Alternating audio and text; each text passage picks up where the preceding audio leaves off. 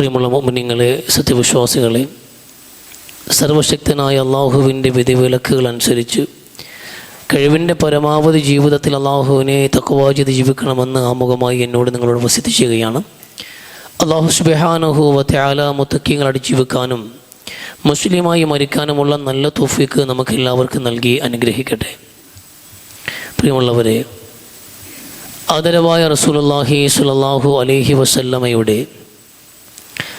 ജീവിതത്തിൻ്റെ ഒരു സ്വകാര്യ നിമിഷത്തിൽ പുണ്യനബി സ്വല്ലല്ലാഹു അലൈഹി വസല്ലമ തങ്ങളും പ്രവാചകൻ്റെ പ്രിയപ്പെട്ടവൾ ആയിഷ സിദ്ദീഖ റളിയല്ലാഹു തആല അൻഹയും ചില കുശലങ്ങൾ പറഞ്ഞിരിക്കുന്ന വേളയിൽ പുണ്യനബി സ്വല്ലല്ലാഹു അലൈഹി വസല്ലമയുടെയും പ്രിയപ്പെട്ടവരുടെയും ചർച്ചയിലേക്ക് സഫിയ റളിയല്ലാഹു തആല അൻഹയുടെ പേരും കടന്നു വരികയുണ്ടായി. പ്രവാചകൻ്റെ മറ്റൊരു പത്നി കൂടിയാണ് സഫിയ റളിയല്ലാഹു തആല അൻഹ. അവരെക്കുറിച്ചുള്ള പേര് പരാമർശിക്കപ്പെട്ടപ്പോൾ പുണ്യനബി സ്വല്ലല്ലാഹു അലൈഹി വസല്ലമ തങ്ങൾ അവരുടെ ചില ക്വാളിറ്റികൾ, അവരുടെ ചില സവിശേഷ ഗുണങ്ങൾ റസൂലുള്ളാഹി സ്വല്ലല്ലാഹു അലൈഹി വസല്ലമ തങ്ങളൊപ്പം അക്കമിട്ട് നിരത്തി. തൻ്റെ ഭർത്താവിനോട് ഏതൊരു ഭാര്യയ്ക്കുമുള്ള സ്നേഹത്തിൻ്റെ സ്വാർത്ഥത കൊണ്ടാകണം ഒരു ശരാശരി സ്ത്രീയുടെ, ഒരു ഭാര്യയുടെ നിലവാരത്തിലേക്ക് ഇറങ്ങി വന്ന ആയിഷ റളിയല്ലാഹു അൻഹ ആ സദസ്സിൻ്റെയും സംസാരത്തിൻ്റെയും രസം കൊല്ലിയായി ചില വാക്കുകൾ അവിടെ പ്രയോഗിക്കുകയുണ്ടായി. ഹസ്ബുക ബിശഫിയ ബിഖദ വഖദ ഇന്നഹ ഖുസൈറ എന്ന് വളരെ പ്രസിദ്ധമായ വാചകങ്ങളായിട്ടാണ് പിന്നീട് നമുക്കതിൽ വലിയ ഗുണപാഠമുള്ളത് കൊണ്ട് ആ ഉമ്മ തന്നെ നമ്മളത് ഓർമ്മപ്പെടുത്തിയത്. ആയിഷ റളിയല്ലാഹു അൻഹ പറയുന്നത്, ഞാൻ ആ സമയത്ത് നബി കരീം സ്വല്ലല്ലാഹു അലൈഹി വസല്ലമ തങ്ങളോട് പറഞ്ഞ മറുപടി, നിങ്ങളുടെ ഒരു സഫിയ, അവൾക്ക് ഇന്ന കുറവുകളൊക്കെ ഉള്ള ആളാണ്, ഇന്നഹ ഖുസൈറ, ഒരു കുള്ളത്തി പെണ്ണാണ്, പൊക്കം കുറഞ്ഞ, വലിയ പൊക്കമില്ലാത്ത വളരെ പൊക്കം കുറഞ്ഞ ഒരു സ്ത്രീയാണ് സഫിയ റളിയല്ലാഹു തആല അൻഹ. അതുകൊണ്ട് തന്നെ സഫിയ റളിയല്ലാഹു അൻഹ എന്ന തൻ്റെ മറ്റൊരു ഭാര്യയെക്കുറിച്ച് ആയിഷയോട് റസൂലുള്ളാഹി സ്വല്ലല്ലാഹു അലൈഹി വസല്ലമ തങ്ങൾ മതിപ്പ് പറഞ്ഞപ്പോൾ, അവരുടെ ചില ക്വാളിറ്റികൾ എണ്ണി പറഞ്ഞപ്പോൾ, ഒരു ഭാര്യ എന്ന നിലയിലുള്ള അവരുടെ ആ ഒരു വൈകല്യത്തിൽ നിന്നുകൊണ്ട് അവർ എന്ത് ചെയ്തു, പ്രവാചകനോട് പറഞ്ഞ ഈ വാചകങ്ങൾ അത്രയും നേരം നടന്ന സംഭാഷണത്തിന് രസം കൊല്ലിയായി മാറുകയും റസൂലുള്ളാഹി സ്വല്ലല്ലാഹു അലൈഹി വസല്ലമ തങ്ങൾ അത് വളരെ രൂക്ഷമായ ഭാഷയിൽ വിമർശിക്കുകയും ചെയ്തു. ആയിഷയോട് പറഞ്ഞു, നബി പറഞ്ഞൊരു വാചകം, ആയിഷ, ഇത് ലോ മുസുജത് ഫിൽ ബഹരിൽ മാ, ഒരു സമുദ്രത്തിലാണ് നീ പറഞ്ഞ വാചകം കൊണ്ടുപോയി മുക്കുന്നതെങ്കിൽ ലമസജത്ഹു, ആ സമുദ്രം മുഴുവനും മലിനമാക്കാൻ ഈ വാചകം മതിയാകുമായിരുന്നു എന്ന് പുണ്യനബി സ്വല്ലല്ലാഹു അലൈഹി വസല്ലം. നീ പറഞ്ഞ വാക്ക് അത് വളരെ, നിന്റെ വായിന്ന് വീണ ഈ വാചകങ്ങൾ വളരെ മലിനമാണ്. ഈ വാക്കുകൾ സമുദ്രത്തിൽ മുക്കിയാൽ ഒരു സമുദ്രം മുഴുവൻ മോശമാവാനും മലിനമാകാനും ഈ വാക്ക് മതിയാകുമായിരുന്നു എന്ന് പുണ്യനബി സ്വല്ലല്ലാഹു അലൈഹി വസല്ലം വളരെ രൂക്ഷമായ ഭാഷയിലാണ് അവിടെ വിമർശിക്കുന്നത്. ആ വിമർശനം ഉൾക്കൊണ്ടുകൊണ്ട് നമ്മളോട് പങ്കുവെച്ചു പ്രിയപ്പെട്ടവൾ, നമുക്കതിൽ ഗുണപാഠമുള്ളത് കൊണ്ട്, നമുക്കതിൽ നിന്ന് പഠിക്കാനുള്ളത് കൊണ്ട്. ഇവിടെ റസൂൽ പറഞ്ഞൊരു വാചകം, ഇത് ഗീബത്താണ്, പ്രധാനമായും ഒരു ഗീബത്താണ്. ഒരാൾ ഉള്ള തന്നെ കുറവുകൾ, ഒരാൾ തന്നെ ഉള്ള കുറവുകൾ പറയുന്നതിനാണ് എനിക്ക് ഇഷ്ടമല്ലാത്തതും മറ്റുള്ളവർ സംസാരിക്കുന്നതും പറയുന്നതും എനിക്ക് ഇഷ്ടമില്ലാതിരിക്കുന്ന കാര്യം ഒപ്പം എന്നിലുള്ള കാര്യമാണ്.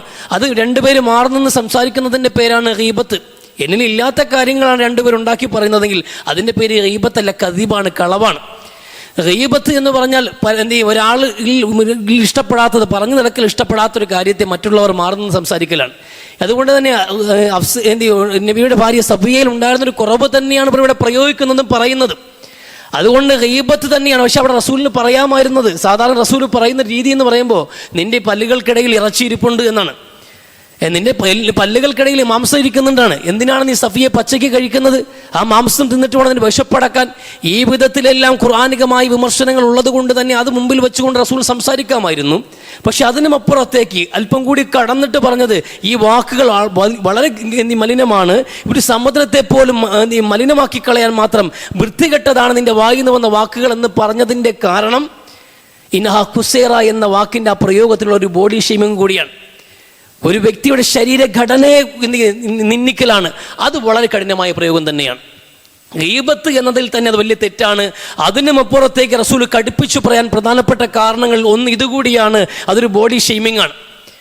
ഒരു വ്യക്തിയുടെ തെറ്റുകൾക്ക് അയാളെ വിമർശിക്കാം, ഒരു വ്യക്തിയുടെ മികവുകൾക്ക് അയാളെ പ്രശംസിക്കാം. തൻ്റേതല്ലാത്ത ഒരു പ്രവൃത്തിയുടെ പേരിൽ ഒരു മനുഷ്യൻ പ്രശംസിക്കപ്പെടാൻ പാടില്ല. എൻ്റേതല്ലാത്ത ഒരു സൽക്കർമ്മത്തിൻ്റെ പേരിൽ, ഒരു പ്രവർത്തനത്തിൻ്റെ പേരിൽ മറ്റാരോ ചെയ്ത നല്ല കാര്യത്തിന് പേരിൽ എന്നെ പ്രശംസിച്ചാൽ അതിന് ഞാൻ അർഹനല്ല.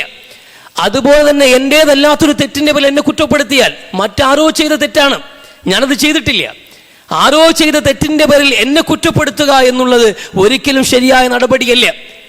ഒരു മനുഷ്യൻ, ആ മനുഷ്യന്റെ വൈകല്യങ്ങൾ, കുറവുകൾ, സൃഷ്ടിപ്പിലുള്ള ഘടനകളിലെ വ്യത്യാസങ്ങൾ എന്തുമായിക്കൊള്ളട്ടെ, അതൊന്നും പടച്ചത് അവനല്ല, അത് അവന്റെ തെറ്റേ അല്ല.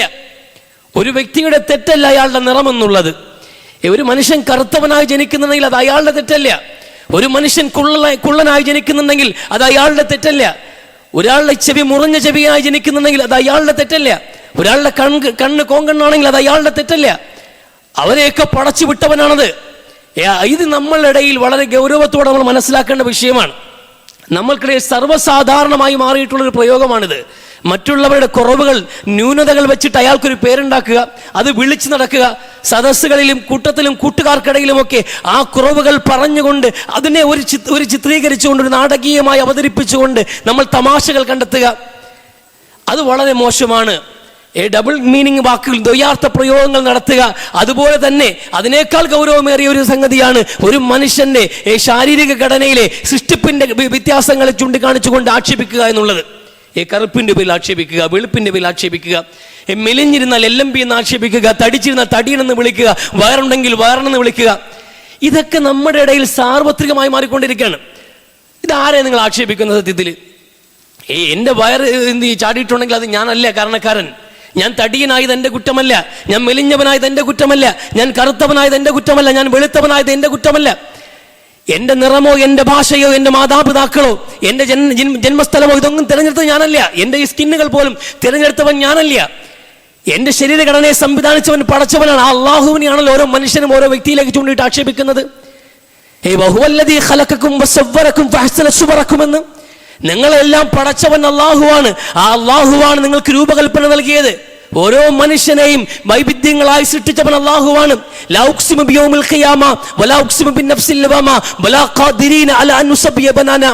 ലോകത്ത് ജനിച്ചു വീണ ഓരോ മനുഷ്യന്റെയും ഫിംഗർ പ്രിന്റുകൾ പോലും വ്യത്യസ്തമാക്കിയവൻ പടച്ചവനാണ്, അള്ളാഹുവാണ്. അല്ലാതാരാണ്? ആരെങ്കിലും ഒരു വ്യക്തിയെ നോക്കിയിട്ട് അവനെ നിങ്ങൾ ആക്ഷേപിക്കുന്നുണ്ടെങ്കിൽ ആരെ നിങ്ങൾ കളിയാക്കിയത്? അള്ളാഹുവിനെയല്ലേ? ഒരു മനുഷ്യന്റെ കുറവുകൾ നോക്കിയിട്ട് ഒരു വ്യക്തിയെ നമ്മൾ ആക്ഷേപിക്കുകയാണ് എങ്കിൽ തീർച്ചയായിട്ടും ആക്ഷേപം എത്തുന്നത് എവിടെയാണ്? അള്ളാഹുവിനാണ്. അൽഹംദുലില്ലാഹി റബ്ബിൽ ആലമീൻ എന്ന് നമ്മൾ പറയാറുണ്ടല്ലോ. ഈ സർവ്വസ്തുതികളും അള്ളാഹുവിനാണ്. ഈ ലോകത്തുള്ള വാഴ്ത്തുകളെല്ലാം അള്ളാഹുവിനാണ്. കാരണം ഇവിടെ വാഴ്ത്തപ്പെടാവുന്ന പദം എന്ത് പ്രവൃത്തി നടക്കുന്നുണ്ടെങ്കിലും അതിന്റെ എല്ലാം പിറകിലെ ചാലകശക്തി അള്ളാഹുവാണ്. ലോകത്ത് ആർക്ക് നന്മ ചെയ്താലും ആ നന്മയുടെ ഏറ്റവും വലിയ ക്രിയേറ്റർ എന്ന് പറഞ്ഞാൽ, അതിന്റെ പിറകിലെ ബലമെന്ന് പറഞ്ഞാൽ അള്ളാഹുവാണ്. ലോകത്ത് നടക്കുന്ന ഏത് വാഴ്ത്തപ്പെടുന്ന കാര്യങ്ങളുടെയും സ്തുതി അള്ളാഹുവിൽ ചെന്ന് ചേരുന്നു. അത് നമ്മൾ പറയുമ്പോൾ അള്ളാഹുവിന്റെ സൃഷ്ടിപ്പിന്റെ ന്യൂനതകളെ ചൂണ്ടിക്കാണിച്ചിട്ട് വ്യക്തിയെ നിങ്ങൾ വിലയിരുത്തുമ്പോൾ, കുറച്ച് കാണിക്കുമ്പോൾ, നിന്ദിക്കുമ്പോൾ, ഇടിച്ചു താഴ്ത്തുമ്പോൾ, പരിഹസിക്കുമ്പോൾ ആ പരിഹാസങ്ങൾ അള്ളാഹുവിനെയല്ലേ? ആ ഗൗരവം നമ്മൾ ആലോചിക്കണ്ടേ? അതാണ് റസൂല് പറഞ്ഞത്. അങ്ങനെ പറയാൻ പാടില്ല എന്ന്. ആയിഷ ഇത് വളരെ മോശമായ പ്രയോഗമാണ് എന്ന്. ഒരു മനുഷ്യന് നിറം നോക്കിയിട്ട് അയാളുടെ സൃഷ്ടിപ്പിന്റെ ന്യൂനതകൾ നോക്കിയിട്ട് ആക്ഷേപിക്കാൻ പാടില്ല. എന്തുകൊണ്ട് ഈ സാഹചര്യത്തിൽ പറയുന്നു എന്ന് നമ്മളൊരു വാർത്ത നമ്മളെല്ലാവരും കണ്ടതാണ്. നമ്മുടെ ശ്രദ്ധയിൽപ്പെട്ട ഒരു പെൺകുട്ടിയുടെ ആത്മഹത്യയുമായി ബന്ധപ്പെട്ട്. എന്തുകൊണ്ട് ആത്മഹത്യ ചെയ്തു? നിക്കാഹ് കഴിഞ്ഞൊരു പെൺകുട്ടി. ആ പെൺകുട്ടിയെ ഒഴിവാക്കാൻ വേണ്ടിയിട്ട് അവർ പറഞ്ഞൊരു വാദം എന്നുള്ളത് പെൺകുട്ടിക്ക് നിറം കുറവാണെന്നാണ്. നിറം കുറവാണ് എന്നതാണ് നമ്മുടെ മുമ്പിൽ എത്തിയ വാർത്ത. നമുക്ക് വാർത്തകളിലൂടെ വന്നതേ നമുക്കറിയാവൂ. പിന്നെ അത് വലിയ നിറം പിടിപ്പിച്ച് ഒരുപാട് ദിവസങ്ങൾ ചർച്ച ചെയ്ത് അത് വഷളാക്കി മുന്നോട്ട് പോകാത്തതിൻ്റെ കാര്യം ഒരുപക്ഷെ ഒരു സമാധി കഥ ഇവിടെ ഓടുന്നത് കൊണ്ടാണ് അതങ്ങ് അടിപ്പോയത്. അല്ലെങ്കിൽ അതിലും എന്ത് ചെയ്യുന്നു? ഉമ്മത്ത് പ്രതികൂട്ടിൽ, സമാധിയിലും ഈ മുസ്ലിങ്ങളെ പ്രതികൂട്ടിൽ നിൽക്കുന്നത്. അത് ആ നിലയിലാണ് കൊണ്ടുപോകുന്നത്. ഒരു മുസ്ലിം കുടുംബത്തിലാണ് നടക്കുന്ന ആലോചിക്കേണ്ട വിഷയമാണ്. മുസ്ലിം കുടുംബത്തിലാകട്ടെ അല്ലാതിരിക്കട്ടെ, ലോകത്തൊരു മനുഷ്യനും പറയാൻ പാടില്ലാത്ത പ്രയോഗമാണ് എന്ത് ചെയ്യും? ഒരു മനുഷ്യൻ ശരീരം നോക്കിയിട്ടുള്ള ആക്ഷേപങ്ങൾ, നിറം നോക്കിയിട്ടുള്ള ആക്ഷേപങ്ങൾ, അത് പറയാൻ പാടില്ല. നമുക്കിടയിൽ അതിന്ന് മാറണം. അത് മാറിയേ തീരും. ഒരു കുട്ടിയെ പോലും, ഒരു മുതിർന്നവനെ പോലും, ഒരാളെ പോലും അങ്ങനെ ഒരു ഇടം പേരിട്ട് വിളിക്കാൻ പാടില്ല. അങ്ങനെ ഒരു പേര് സൃഷ്ടിക്കാനും പാടില്ല. തലമുറകൾ വഹിക്കണം ചില ആൾക്കാരുടെ പേരുകൾ. ചില ആൾക്കാർക്ക് മന്ത്രരോഗം പിടിപെട്ട് മന്ത്രരോഗക്കാരനാണ് വിളിച്ച്, അല്ലെങ്കിൽ മൊണ്ടി എന്നൊരാളെ വിളിച്ചു തുടങ്ങിയാൽ പിന്നെ അവൻ്റെ ചെറുകുട്ടിയാണ്. ഇതാണ്ട് മൊണ്ടിന് ചെറുകുട്ടിയാണ് അവിടെ നീ എന്നാ അവൻ്റെ വാപ്പാരെ വാപ്പ മൊണ്ടിയായിരുന്നെന്ന്. അത് കുടുംബത്തിന് വിട്ടുപോകാത്ത വിധം അതാരാ? പടച്ചവൻ വെച്ചതല്ലേ ഇത്. നമ്മൾ ഗൗരവത്തോടെ തമാശയ്ക്ക് പോലും എല്ലാവരും വിളിക്കുന്നു, നമ്മളും കൂട്ടത്തിലാകുന്നു എന്നതല്ലല്ലോ മുസ്ലിം. ഒരു മുസ്ലിമിന് അത് പാടില്ല. അത് ഒരു മുസ്ലിമിന് പാടില്ല. നമ്മൾ ചില ആൾക്കാരൊക്കെ പരിചയപ്പെടുമ്പോൾ എല്ലാവരും പറയുന്നത് ഇടംപേര പറയുക. ഇടംപേര. ഞാൻ അയാളുടെ പേര് ചോദിക്കും, അയാൾക്ക് പോലും അയാളുടെ പേരറിയില്ല മിക്കവാറും. കാരണം വിളിക്കാറില്ല ആരും. വിളിക്കുന്നൊക്കെ ഇടംപേര് കേട്ട് ശീലമായി ചില ആൾക്കാർക്ക് അത് തന്നെ എല്ലാവരും വിളിക്കുന്നത്. എന്നാൽ നമ്മൾ ആ പേര് ചോദിക്കുക, എന്താ ഇട്ട പേരുണ്ടല്ലോ ഒന്ന്, ആ പേര് നമ്മൾ വിളിക്കണം. അതിനാണല്ലോ പേരിടുന്നത്, വിളിക്കാൻ വേണ്ടി പേരിടുന്നത്. അപ്പൊ അത് നമ്മൾ കൃത്യമായി വിളിക്കാൻ കഴിയണം. അത് കണക്കിന് കൂട്ടുകാരും സദസ്സുകളും ഒക്കെ ഇരിക്കുമ്പോഴത്തേക്കും ആളിക്കുറുകിയവനെ പൊക്കം കുറഞ്ഞവനേക്ക് മുണ്ടനെന്നും ഗ്യാസ് ഊറ്റിയെന്നും അതുപോലെ എന്ത് ചെയ്യുക, മറ്റു വെള്ളർത്ഥങ്ങൾ വിളിക്കുക, ഈ നിലയിലേക്ക് വിളിക്കുക, തമാശ കളിക്കുക. ഇതങ്ങ് തമാശ കളിക്കാനുള്ള സംഗതിയല്ല, അതങ്ങ് തമാശ കളിക്കാനുള്ള സംഗതിയല്ല. ആ തമാശകളാണ് പല അപകടങ്ങൾ ഉണ്ടാക്കുന്നത്. ഇവിടെ ഒരു പെൺകുട്ടി ആത്മഹത്യയിലേക്ക് എത്താൻ കാരണം നിറം കുറഞ്ഞു പോയെന്ന. ഈ നിറത്തിന്റെ പേരിൽ പ്രശ്നം, അന്നും ഇന്നും നിറം ഒരു പ്രശ്നമാണ്. മനുഷ്യന്റെ കാഴ്ചപ്പാട് എത്രയൊക്കെ പുരോഗതി പ്രാപിച്ചാലും മനുഷ്യന്റെ കാഴ്ചപ്പാട് മാറുന്നില്ല. മനുഷ്യന്റെ കണ്ണില് വെളുപ്പാണ് സൗന്ദര്യമെന്ന സങ്കല്പമായിപ്പോയി.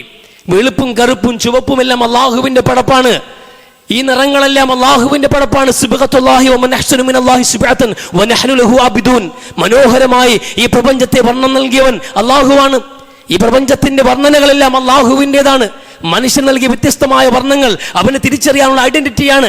അതിനപ്പുറത്തേക്ക് നിറത്തിന്റെ പേരിൽ ആർക്കും അവിടെ മഹത്വമുള്ളത്? ആ വെളുത്ത ആൾക്കാരൊക്കെ ഇങ്ങോട്ട് നിൽക്കുക, നിങ്ങളൊക്കെ സ്വർഗത്തിന്റെ ആൾക്കാരാണെന്ന് ഇവിടെയും പരാമർശമില്ല കേട്ടോ. അങ്ങനെ ആരും കണക്കാക്കണ്ട.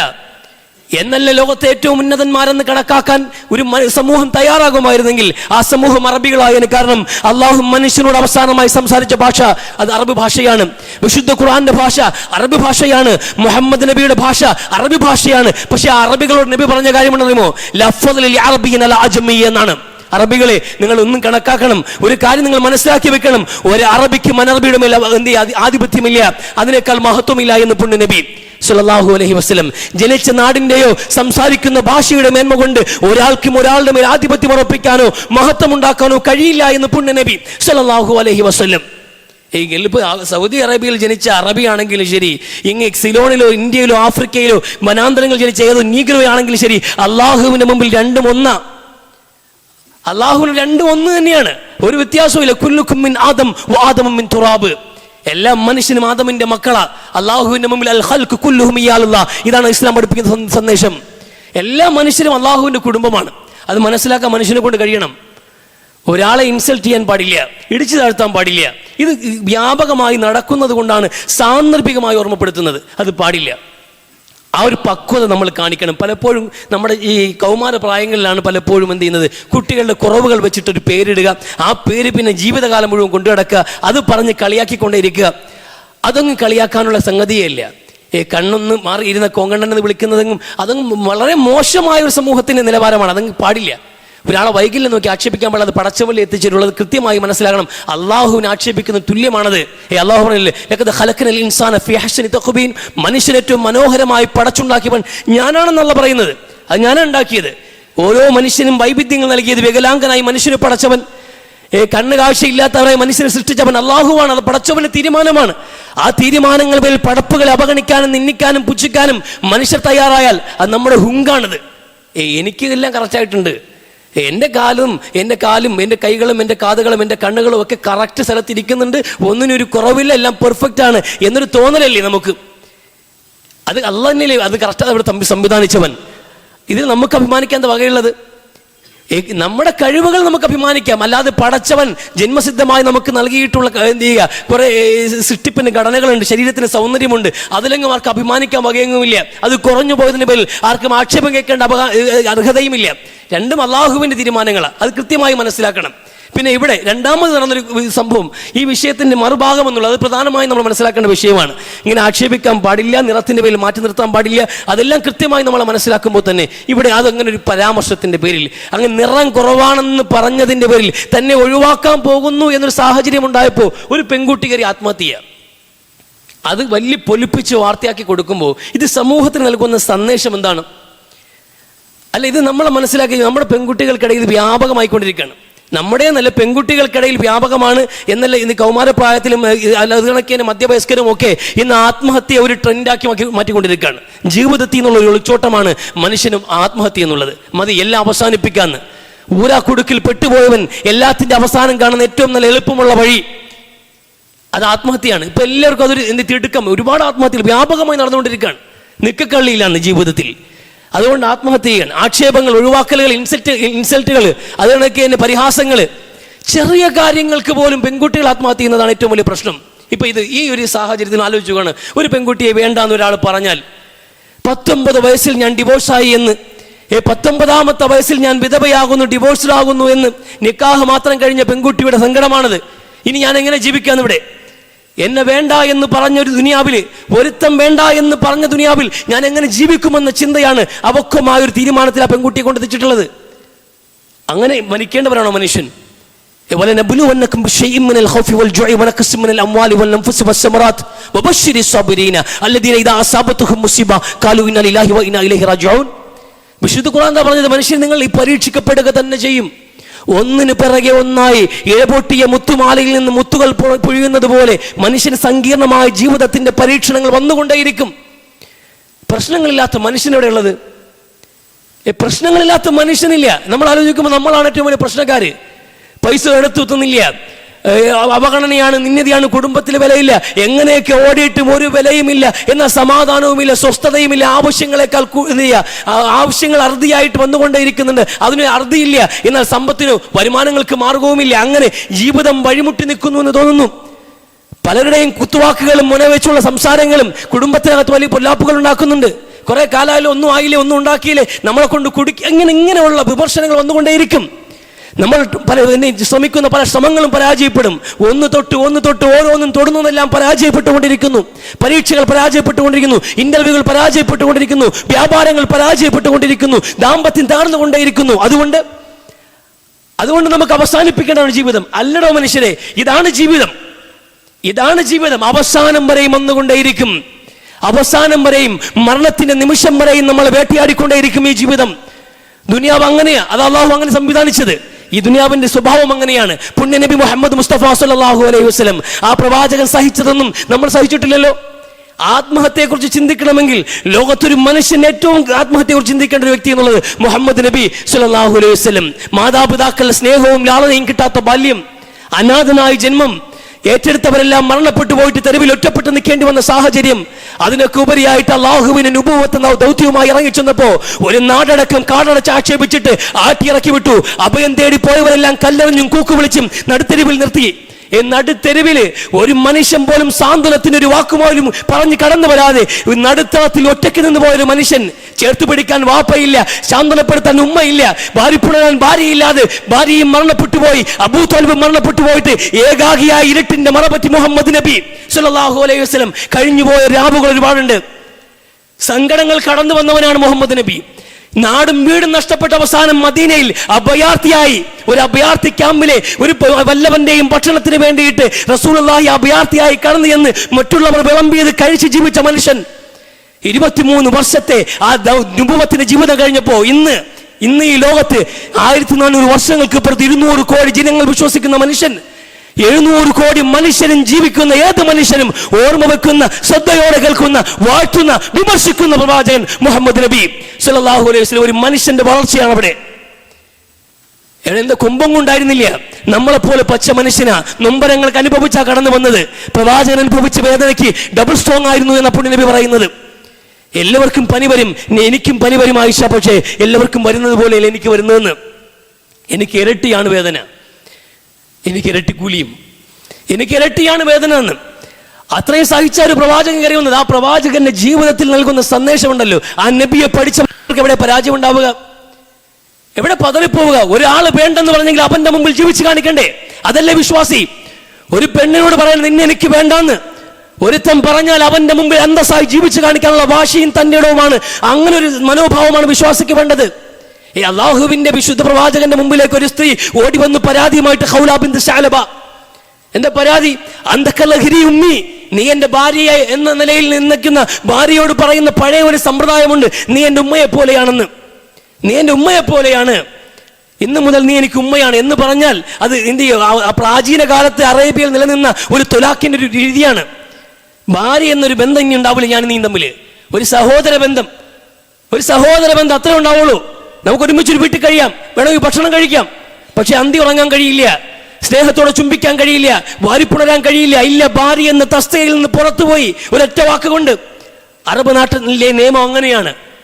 അങ്ങനെ ഭർത്താവ് ഒരു ആവേശപ്പുറത്ത്, ഭാര്യയും ഭർത്താവ് പോലെ പിണക്കങ്ങൾ വാശികൾ ഉണ്ടാവും, അങ്ങനെ പറഞ്ഞുപോയി. അങ്ങനെ അവർ അന്യരായിപ്പോ എന്നൊരവസ്ഥ ഉണ്ടായപ്പോ നബിയുടെ മുമ്പിൽ വന്നു ഈ ഖൗല സഅലബ.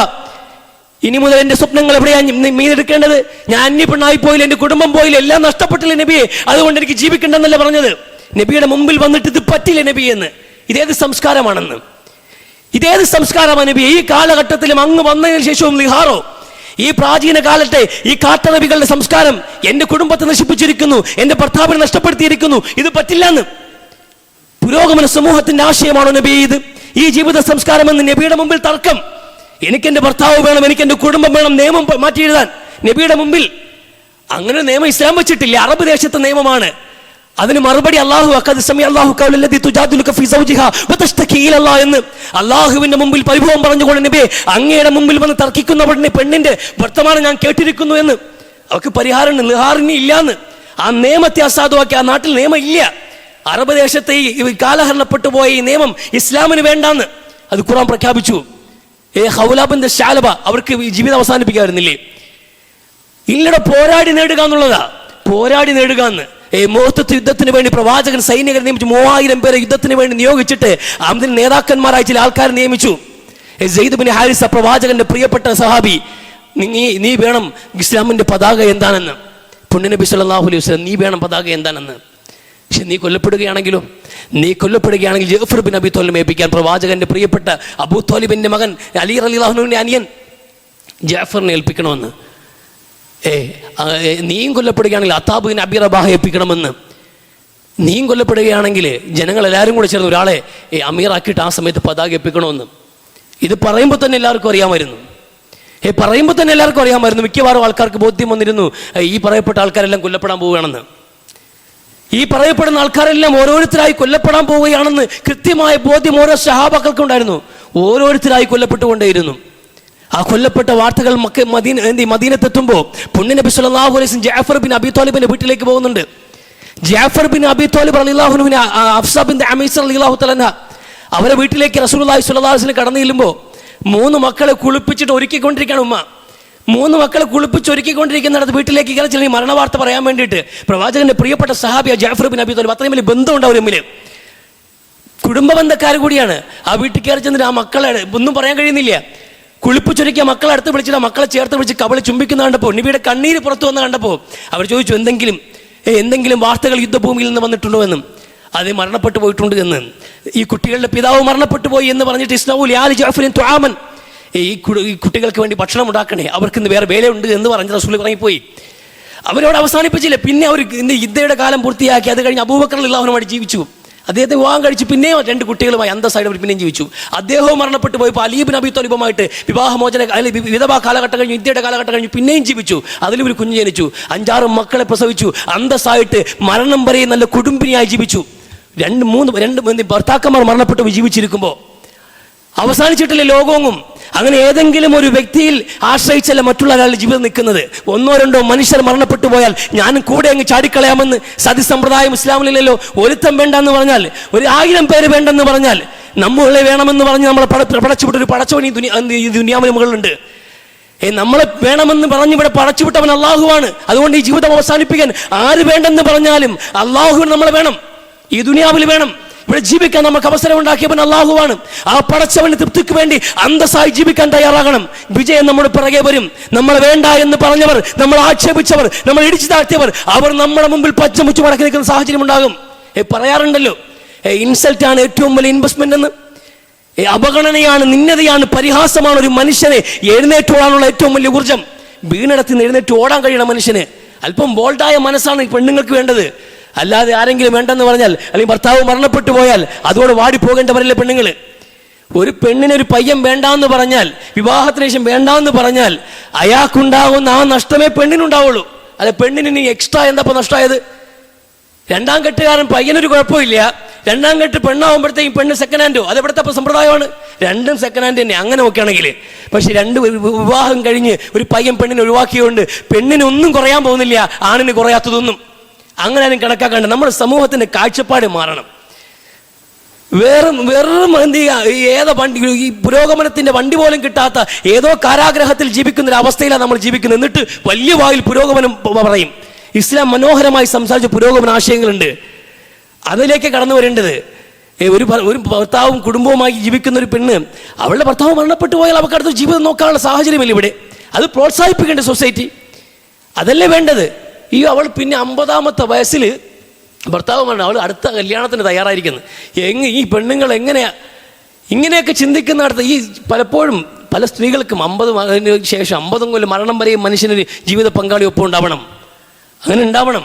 പല ആൾക്കാരും എന്ത് ചെയ്യും, അല്പമൊക്കെ പ്രായമൊക്കെ ആയി കഴിഞ്ഞ് കഴിഞ്ഞാൽ മക്കളൊക്കെ എന്ത് ചെയ്യും, തന്നോളം വളർന്ന് മക്കളേക്ക് വിവാഹം കഴിഞ്ഞാൽ ഭർത്താവ് മരണപ്പെട്ടു പോയി അവർക്കൊരു ജീവിതം വേണമെന്ന് ആഗ്രഹിച്ചാൽ പോലും അത് പുറത്തു പറയാൻ നിവൃത്തിയില്ലാത്തൊരു സമൂഹം പുരോഗമന സമൂഹം എന്ന പേര്. പുരോഗമന സമൂഹം എന്ന പേര്. മക്കൾ ചോദിക്കൂല, മക്കൾ പോലും ചോദിക്കില്ല. ചോദിക്കണോടോ നമ്മുടെ മാതാപിതാക്കളായിക്കോട്ടെ, അവർക്കും എന്തിനാ അവരുടേതായ സ്വകാര്യമായ ആവശ്യങ്ങൾ പരിഹരിക്കുക എന്നുള്ളത് നമ്മുടെ ബാധ്യത കൂടിയാണ്. അതൊക്കെ പരിഹരിച്ചു പോകേണ്ട കാര്യമാണ്. അതാണ് പുരോഗമനം എന്നുള്ളത്. നമുക്കതങ്ങും അറിയില്ല. നമ്മൾ ഒരാൾ മരണപ്പെട്ടു, ഇനിയിപ്പോൾ അവരുടെ ജീവിതം ഇങ്ങനെയാണ്, ഇങ്ങനെ ജീവിച്ച് ഹോമിക്കണം, മറ്റുള്ളവർക്ക് വേണ്ടി മെഴുകുതിരിയായി അവർ എരിഞ്ഞു തീരേണ്ടവരാണ് പറഞ്ഞ് ആരാ പഠിപ്പിച്ചത് നമ്മളെ? അങ്ങനെ എരിഞ്ഞു തീരേണ്ടവരെല്ലാവരും അവർക്ക് അവരുടേതായ ജീവിതങ്ങൾ, ഓരോ വ്യക്തികൾക്കും അവരുടേതായ സ്വകാര്യമായ ജീവിതങ്ങളുണ്ട്. ആ ജീവിതങ്ങളും ആ സ്വപ്നങ്ങളും ഒരു വ്യക്തിയുടെ മരണത്തോടെയോ വേണ്ട എന്ന് പറഞ്ഞതുകൊണ്ട് അവസാനിപ്പിക്കേണ്ട വിഷയങ്ങളെ അല്ല. അതുകൊണ്ട് ഗൗരവത്തോടെ ഇത്തരം വിഷയങ്ങൾ നമ്മൾ കാണണം. ആത്മഹത്യയോ അല്ലെങ്കിൽ ജീവിതത്തിൽ നിന്നുള്ള ഒളിച്ചോട്ടങ്ങളോ, അല്ലെങ്കിൽ ഉൾബലിഞ്ഞുകൊണ്ട് വിഷാദരോഗത്തിന് അടിമപ്പെട്ടുകൊണ്ട് മാനസിക സംഘർഷങ്ങൾ അടിമപ്പെട്ടുകൊണ്ടുള്ള ജീവിതങ്ങളോ അതൊന്നുമല്ല വിശ്വാസിക്ക് പറഞ്ഞിട്ടുള്ളത്. ധൈര്യസമേതം മുന്നോട്ട് പോയിക്കൊണ്ടേയിരിക്കണം ജീവിതത്തിൽ. അള്ളാഹു ചിന്തിച്ച് പ്രവർത്തിക്കാൻ തൗഫീഖ് നൽകി അനുഗ്രഹിക്കട്ടെ. സോക്രട്ടീസിൻ്റെ ജീവിത സായാഹ്നത്തിൽ അയാളുടെ അരിമശിഷ്യന്മാർ അദ്ദേഹത്തിൻ്റെ അടുത്ത് വന്നു. അദ്ദേഹത്തിൻ്റെ അഭിലാഷങ്ങൾ ചോദിക്കുന്നു. അപ്പം അദ്ദേഹത്തിന് ഏറ്റവും പ്രിയപ്പെട്ട ഒരു കേക്കിനെ കുറിച്ച് അദ്ദേഹം സംസാരിക്കുന്നുണ്ട്. അപ്പോൾ ഒരു ശിഷ്യൻ ഉടനെ തന്നെ അങ്ങാടിയിലേക്ക് ഓടി അദ്ദേഹത്തിന് പ്രിയപ്പെട്ട ആ കേക്കുമായി വന്നു. കേക്ക് അദ്ദേഹം കഴിച്ചു. ആ സമയത്ത് ആ ജീവിത സാഹചര്യത്തിൽ അദ്ദേഹത്തോട് നമ്മളോട് എന്തെങ്കിലും സതുപദേശങ്ങൾ നൽകാൻ നിങ്ങൾക്കുണ്ടോ? ആശാനോട് ഗുരുവിനോട് ചോദിക്കണം, അങ്ങ് വിലപ്പെട്ട എന്തെങ്കിലും നിർദ്ദേശങ്ങൾ അവസാനമായി നമുക്ക് നൽകാനുണ്ടെങ്കിൽ നൽകണമെന്ന് പറയുമ്പോൾ അയാൾ പറഞ്ഞ മറുപടി നല്ല രുചിയുള്ള കേക്ക് എന്നാണ്. നല്ല രുചിയുള്ള കേക്ക് എന്ന് ആ മനുഷ്യൻ പ്രതികരിക്കുന്നുണ്ട്. അതാണ് അവർക്ക് ഇവിടുത്തെ ഏറ്റവും വലിയ ഉപദേശവും. കാരണം അയാൾ ആ മരണപ്രാളത്തിലാണ്, മരണത്തോടടുത്ത നിമിഷത്തിലാണ് ഉള്ളത്. ഇനി ജീവിതം ബാക്കിയില്ല, എല്ലാം അവസാനിച്ചിരിക്കുകയാണ് എന്ന് തോന്നിയുന്ന ആ നിമിഷത്തിൽ പോലും അയാൾ ആ കഴിച്ച കേക്കിൻ്റെ രുചി ആസ്വദിക്കുകയാണ് ചെയ്തത്. അപ്പം നമ്മൾ ഇന്നലകളിലെ പ്രശ്നങ്ങളെക്കുറിച്ച് ആലോചിക്കേണ്ടവരോ നാളെക്കുറിച്ചുള്ള ചിന്തകൾ കൊണ്ട് ആശയക്കുഴപ്പത്തിലാകേണ്ടവരല്ല. ഇപ്പോൾ ഈ നിമിഷം നമ്മുടെ ജീവിതത്തിൻ്റെ നല്ല മുഹൂർത്തങ്ങളെ ആസ്വദിക്കാൻ നമ്മളെ കൊണ്ട് കഴിയണം. നമ്മുടെ ജീവിതത്തിൽ ഇപ്പോൾ നമ്മൾ കടന്നു പോകുന്ന മുഹൂർത്തങ്ങളാണ് നമ്മുടെ ജീവിതം എന്നുള്ളത്. പോയ കാലത്തിൻ്റെ ഭാരങ്ങൾ പേറുന്നവൻ വിഡ്ഢിയാണ്. അത് നാളെ നടക്കാൻ പോകുന്ന കാര്യങ്ങളെക്കുറിച്ചുള്ള ടെൻഷൻ അതും വിഡ്ഢിത്തമാണ്. നാളെ നമ്മളുണ്ട് എന്ന് നമുക്ക് എന്താ ഉറപ്പുള്ളത്? നാളത്തെ പ്രശ്നങ്ങളെക്കുറിച്ച് ആലോചിച്ച് ഇന്ന് സങ്കടപ്പെടുന്നതും കഴിഞ്ഞു പോയ കാലത്തിൻ്റെ വിരഹങ്ങൾ ഇന്നും ചുമക്കുന്നതും അബദ്ധമാണ്. നമ്മുടെ ജീവിതം എപ്പോഴും എന്ത് ചെയ്യുക, ആക്റ്റീവായിരിക്കണമെങ്കിൽ ഇപ്പോൾ നമ്മൾ കടന്നു പോകുന്ന നിമിഷങ്ങളെക്കുറിച്ചായിരിക്കണം നമുക്ക് എപ്പോഴും ആലോചന ഉണ്ടാകേണ്ടത്. അപ്പോൾ അതുകൊണ്ട് നമ്മുടെ ജീവിതത്തിൽ ആരെങ്കിലും പറഞ്ഞതോ കേട്ടതോ ഉണ്ടായ പ്രശ്നങ്ങളോ നമ്മൾ ആലോചിച്ച് വ്യാകുലപ്പെടേണ്ട കാര്യമില്ല. നാളെ നമ്മൾ പരാജയത്തിലേക്കോ നഷ്ടത്തിലേക്കോ പോകുമെന്ന ആ ഒരു തോന്നൽ കാരണവും നമ്മൾ ചിന്താക്കുഴപ്പങ്ങൾ സൃഷ്ടിക്കേണ്ട കാര്യമില്ല. നമ്മളിപ്പോൾ ജീവിക്കുന്ന ഈ ജീവിതത്തിൻ്റെ നന്മകൾ നൂരാൻ നമ്മളെ കൊണ്ട് കഴിയണം. ഈ ജീവിതം ഏറ്റവും വിജയകരമായി ആസ്വദിച്ച് മുന്നോട്ട് കൊണ്ടുപോകാൻ കഴിയണം. അതാണ് വിവേകശാലിയായ വിശ്വാസം ചെയ്യുന്നത്. ഇത് ചെയ്യാത്ത പലപ്പോഴും നമ്മുടെ എന്ത് ചെയ്യുക, ചിന്തകളെ വഷളാക്കുന്നതും പല അപക്വമായ തീരുമാനങ്ങൾ നമ്മൾ എടുക്കാനുള്ള കാരണമായി തീരുന്നതും. നാളെക്കുറിച്ചുള്ള കുറേ കൺഫ്യൂഷൻസും ടെൻഷൻസും അല്ലെങ്കിൽ കഴിഞ്ഞു പോയ ദിവസങ്ങൾ പറഞ്ഞ വാക്കുകൾ, ആരോ പറഞ്ഞ വാക്കുകൾ, കുത്തുവാക്കുകൾ, ഇതൊക്കെ ആലോചിച്ചിട്ട് പെൺകുട്ടികൾ പലപ്പോഴും പെൺകുട്ടികൾ അപകടകരമായ തീരുമാനങ്ങൾ എടുക്കുന്നത്, ഇമ്മച്ചുവൽ തീരുമാനം എടുക്കുന്നത്, ബ്ലേഡ് എടുത്ത് കൈ വെക്കാനും മരുന്നെടുത്ത് കുടിക്കാനും ഒരു ഫാനിലോട്ട് ഷോൾ കെട്ടി തൂക്കാനും ഇതൊക്കെ അങ്ങ് പഠിപ്പിച്ചു വെച്ചിരിക്കുകയാണ്. നമ്മുടെ സൊസൈറ്റിയെ ഇങ്ങനെയൊക്കെ കുറേ മെത്തേഡ് പഠിപ്പിച്ചു വെച്ചിരിക്കുകയാണ്. ചെറിയ വിഷമത്തിന് ഇങ്ങനെയൊക്കെ എന്തെങ്കിലും കാണിക്കാമെന്ന്. പരീക്ഷയുടെ റിസൾട്ട് വരുന്നതിന് തലേ ദിവസം ഒരു പെൺകുട്ടി ആത്മഹത്യ ചെയ്ത്, നാളെ റിസൾട്ട് വരും, അതുകൊണ്ട് ഇന്ന് ആത്മഹത്യ ചെയ്യാണ്. കാരണം പെൺകുട്ടി ഭയക്കുന്നത് 2 വിഷയങ്ങൾ തോറ്റുപോകുമെന്ന്. ഉദ്ദേശിക്കുന്ന മാർക്ക് കിട്ടുള്ളത്, പക്ഷേ എല്ലാത്തിനും ജയിച്ചു. റിസൾട്ട് വന്നപ്പോൾ പക്ഷേ കുട്ടി ജീവിതത്തിൽ പരാജയപ്പെട്ടു പോയി. റിസൾട്ട് വന്നപ്പോൾ കുട്ടി പരീക്ഷയ്ക്ക് ജയിച്ചിട്ടുണ്ട് എല്ലാത്തിനും, പക്ഷേ കുട്ടി എന്ത് ചെയ്തു, ജീവിതത്തിൽ പരാജയപ്പെട്ടു പോയി. ഒരു ദിവസം മുമ്പേ ആത്മഹത്യയാണ്. 10 A+ കിട്ടിയ എല്ലാ കൂട്ടുകാർക്കൊപ്പം ഒരു പെൺകുട്ടിക്ക് 9 A+, ഒരു A ആയി പോയതിൻ്റെ കഴിഞ്ഞ വർഷം എക്സാം കഴിഞ്ഞപ്പോൾ ഒരു പെൺകുട്ടി ആത്മഹത്യ ചെയ്തത്. എന്തിനു വേണ്ടിയാണ് ആത്മഹത്യ ചെയ്യുന്നത്? എന്താണ് പ്രശ്നം? വാപ്പ വഴക്ക് പറഞ്ഞു, ഉമ്മ വഴക്ക് പറഞ്ഞു, ഭർത്താവ് വഴക്ക് പറഞ്ഞു, ശകാരിച്ചു. അതിൻ്റെ പേരിലൊക്കെ നമ്മളിങ്ങനെ ഈ എടുത്തുചാട്ടം കാണിക്കാൻ പാടുണ്ടോ? അതങ്ങും നമ്മുടെ പ്രശ്നങ്ങളെ, ഇന്നലത്തെ പ്രശ്നങ്ങൾ, നാളത്തെ പ്രശ്നങ്ങൾ, ഈ വ്യാകുലത ഒന്നും വേണ്ട. അള്ളാഹുവിലും റസൂലിലും പടച്ചവനിൽ വിശ്വസിക്കുന്ന ഒരു വിശ്വാസിയെ സംബന്ധിച്ചിടത്തോളം ഈ ജീവിതം ഇങ്ങനെ തന്നെയാണ്. സങ്കടങ്ങൾ വന്നുകൊണ്ടേയിരിക്കും. സങ്കടം നമ്മളെ വീട്ടുകാരനാണ്, സന്തോഷം അതിഥിയുമാണ്, വല്ലപ്പോഴും വന്നു പോകുന്ന ആളാണ് എന്ന് പറയാറുണ്ട് മലയാളത്തിൽ. അപ്പോൾ അതുകൊണ്ട് നമ്മുടെ ജീവിതത്തിലെല്ലാം കടന്നു വരും. അതൊക്കെ ഓരോന്നിനെയും ഓരോ സ്റ്റോപ്പുകൾ ഇറക്കി വിട്ടുകൊണ്ടിരിക്കുക. സങ്കടങ്ങളാകട്ടെ സന്തോഷങ്ങളാകട്ടെ ഒന്നും കൊണ്ടു കിടക്കണ്ട. അതാത് സ്റ്റോപ്പുകൾ ഇറക്കി വിട്ടിട്ട് ജീവിതം ലൈവിൽ നമ്മൾ ആസ്വദിച്ചു കൊണ്ടുപോയി പിടിക്കുക. അറിഞ്ഞു കളിച്ചാൽ ഹലീൽ ജിബ്രാൻ പറഞ്ഞതുപോലെ അറിഞ്ഞു കളിച്ചാൽ ജീവിതത്തെക്കാൾ ഇൻട്രസ്റ്റിംഗ് ആയ ഒരു ഗെയിമും ലോകത്തുണ്ടാവില്ല എന്ന്.